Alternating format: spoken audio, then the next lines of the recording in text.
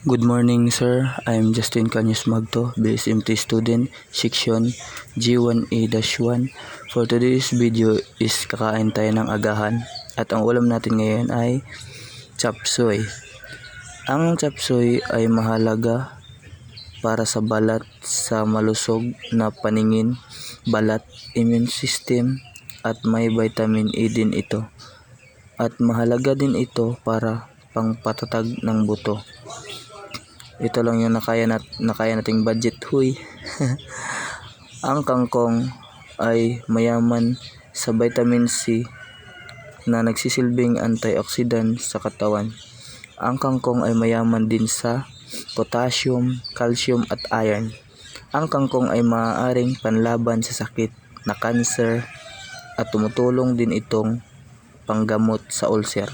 Kaya need talaga natin kumain ng gulay kasi may mga vitamin na nakukuha natin sa gulay para makatulong sa katawan natin. Maganda ang nakukuha nating benepisyo at hindi tayo agad napuan ng sakit or mabilis na magkasakit dahil marami tayong vitamin na nakukuha na galing sa gulay. Kaya importante talagang kumain tayo araw-araw ng gulay para maging malusog ang katawan natin at saka stamina. Kaya kumain tayo ng gulay palagi at iwasan ang mga hindi po. Good afternoon. For today's video na naman tayo is kakain tayo ng tanghalian. Ito ay sari-sari na gulay. Ito ay may talong, kalabasa. Ito ay sari-sari na gulay na binili namin dito malapit sa tinutuluyan namin. Mura lang to, tag 20 pesos lang. Ang makukuha natin sa talong ay mayaman sa vitamin E, vitamin C at may fiber at vitamin B. Pwede rin itong gamitin pangpabawas ng protein intake bilang meat substitute. Meron din itong vitamin K, calcium, magnesium at iron.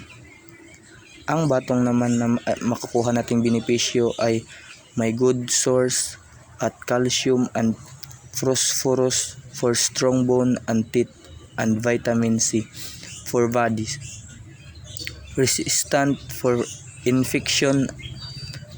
At ang kalabasa naman ay makukuha nating nutrition ay nakakatulong sa pagpalinaw ng mata, binabawasan ang panganib ng sakit sa puso, pampalakas ng immune system, nakakatulong sa digestion, pampababa ng presyon ng dugo.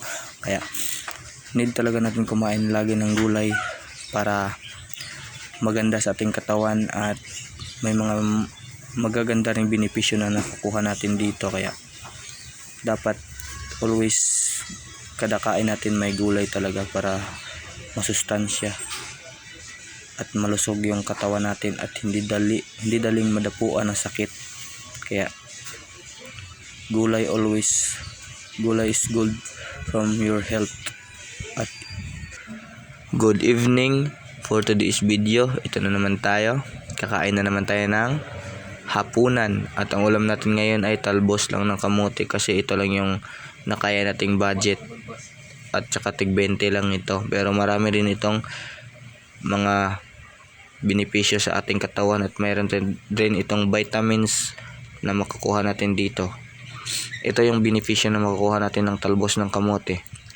Ang talbos ng kamote ay nakakatulong pumatay o pumigil ng pagdami ng fungi at bakterya at pinapahupa ang namamagang balat o bahagi ng ilong, bibig at lalamunan. Mayaman sa calories, vitamin E at iron.